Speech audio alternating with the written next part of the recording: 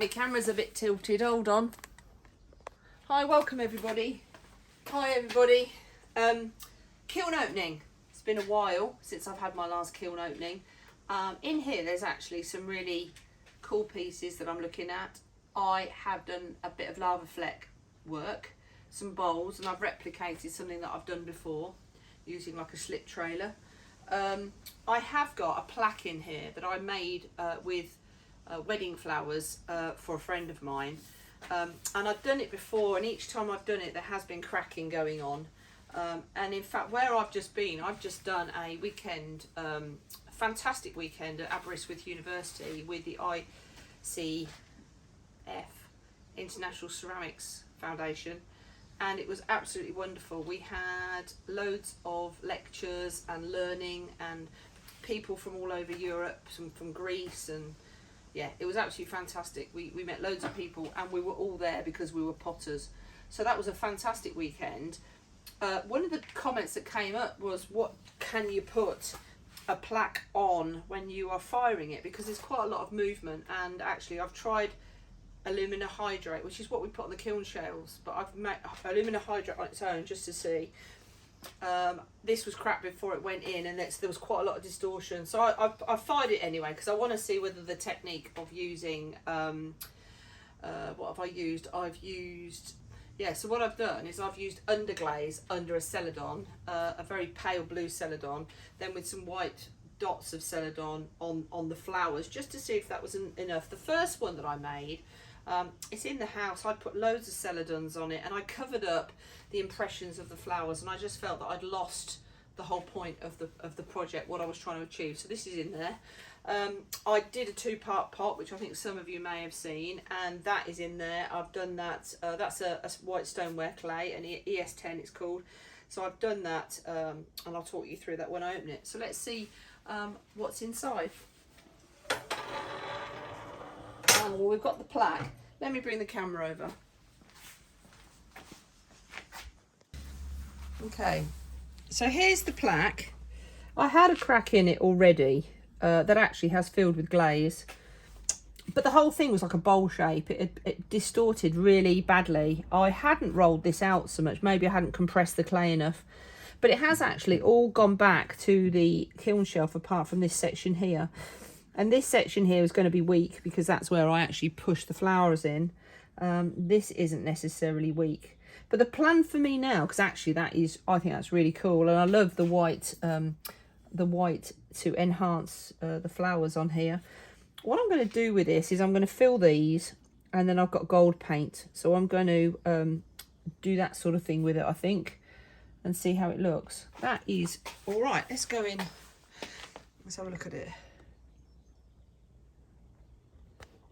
So that is basically me just crushing with a rolling pin the flowers of the wedding, if you like, into the clay, and then I've used a black underglaze, rubbed it in, wiped it off, and then I've used a light blue celadon, which was something like Arctic blue or something, and I had done 3 coats. I'm actually surprised that it is as weak as it is.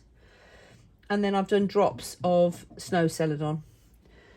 I actually did, on the first one that I didn't think some of the flowers stood out enough, so I've carved this round the line of and like round these leaves. I've carved areas where I felt that it wanted a bit more to make it obvious of what all this was carved.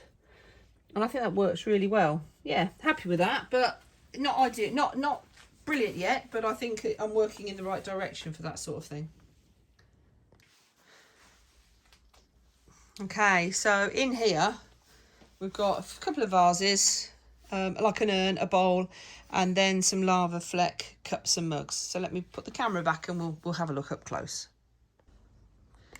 Right, let's have a look at the bowl first and see how that went. Now, the deep olive speckle inside to me is very intense, and in fact Anthony said to me, my husband, that he thought that was too intense, but the outside is now, I'm really loving that. Let me bring that into the camera. Now, I did do a video earlier of from there going round. It's looks really good, isn't it? So what's really quite cool is the first colour that I used was the Smokey Merlot. The next colour that I used was Deep Fire Brick, which is the very intense one. Then the lighter orange one, the Deep Sienna Speckle. But what has really worked, that's the first time I've used Art Deco green, and it's really gone light with just some flecks of the green, and that really does give it an extra dimension to the one that I did before. And then last, Deep Olive Speckle.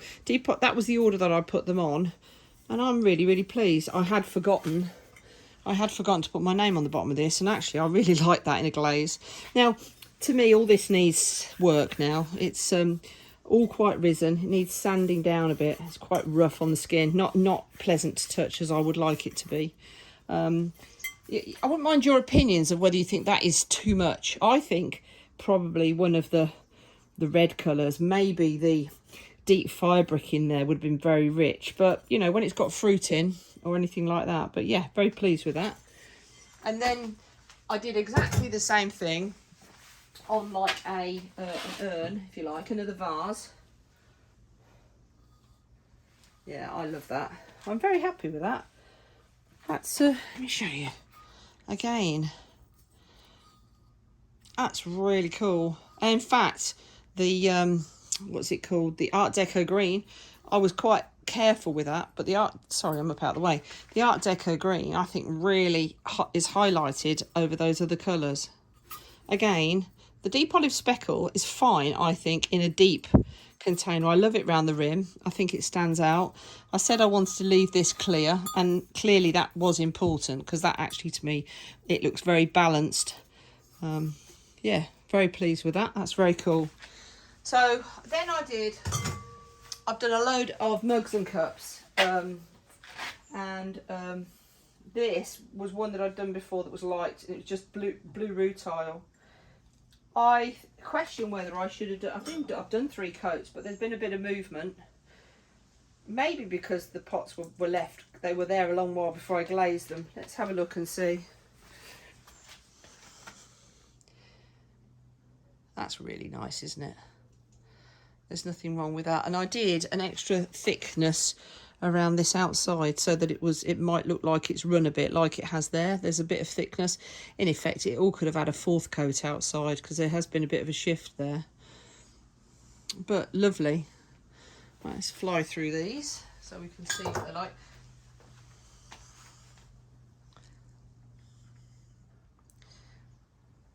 Yeah, very happy. Again, I had sanded this before after bisque, but there's no point. It's roughed up again, so I need to sand it again now. So these are actually for a friend of mine, a couple of each size. So there's another couple of mugs. So also my kiln's still got a lot of life in it yet before it needs servicing or anything. I did not use any cones, but I'm very, very happy with the results on everything.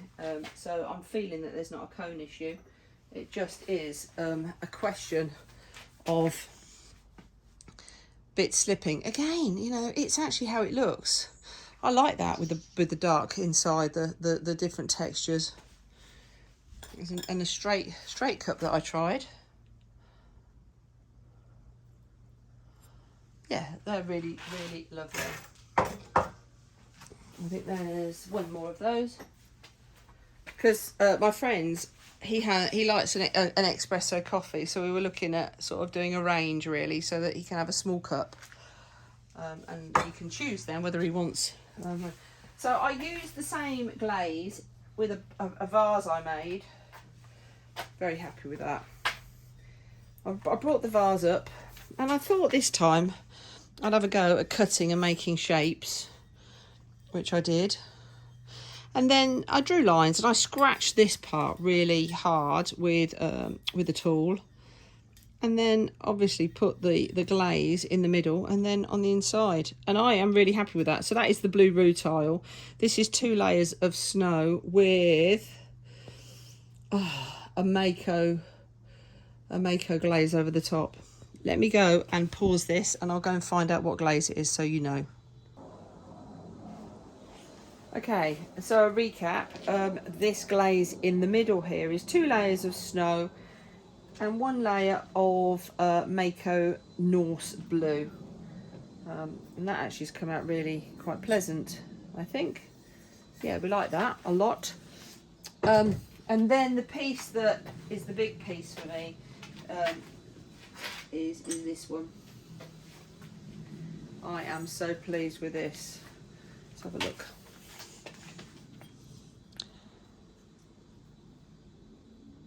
I'm so pleased with that. So what I've done, I poured Iron Lustre inside, which is always a bit difficult to know what to do when you've got a thick paint on glaze. It's a pouring glaze, and really, but that's actually gone really well. And then I've put 3 good coats of Iron Lustre over the whole thing. And then what I've done is I've made a shape, which I have photographs attached that I'll show you. I've made a shape and I've put on 2 more layers. So 3 layers of Iron Lustre, 2 layers of Blue Rutile, and then 1 layer as a band of Smokey Merlot here. You can see there is a band here of pink, which is great. And I've took that all the way up to the top underneath here. And then I've gone over the top with thick oatmeal. I've got to be careful at the moment. I've used cone, like a, I'll show you what I've used, because I just want to make sure nothing goes on my kiln shelf. So I bought some of these, and the tips sort of have broken off and they've embedded themselves in the bottom of here, so I've got to get them off, but at the moment they're very sharp. That's great. That is so good. So that was a 2-part pot. I did a join. Yeah, really happy with that. So that's it really. Let me just go through the glazes. Let me bring the phone down here. Go through the glazes to recap. So anybody here at home who wants to duplicate what I've done, first thing is this.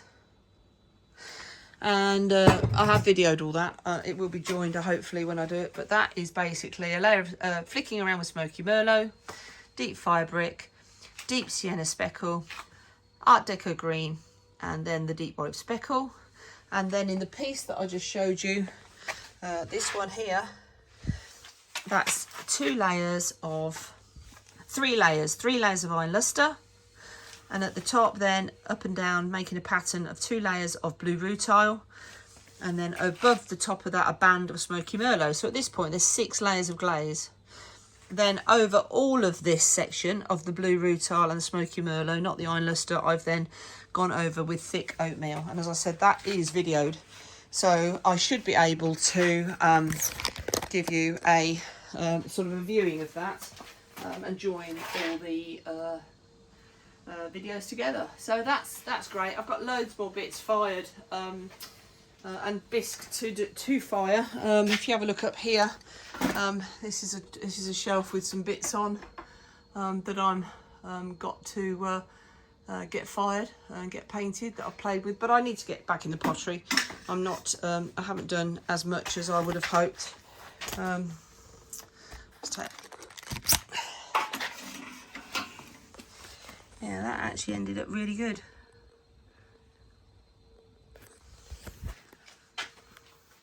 Okay, well, thanks very much for joining in and watching. And remember, if you like what I do, go and tick the box, subscribe, press the bell so you get notifications whenever I've got any videos for you to watch. See you soon.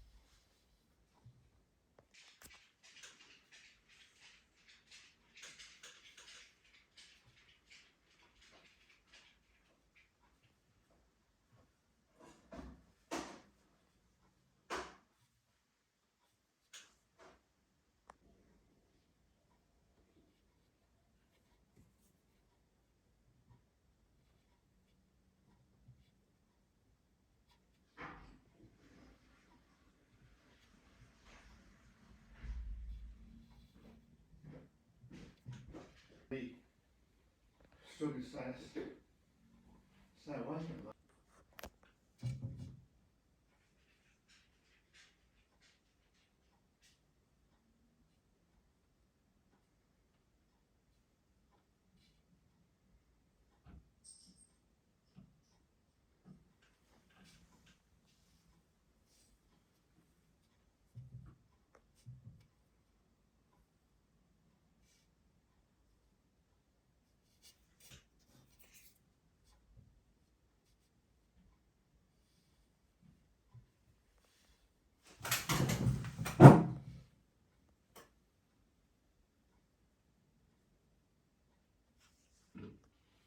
Look how my 2-part pot came out. I am so pleased. Look at it. Oh, it's wonderful. Wonderful.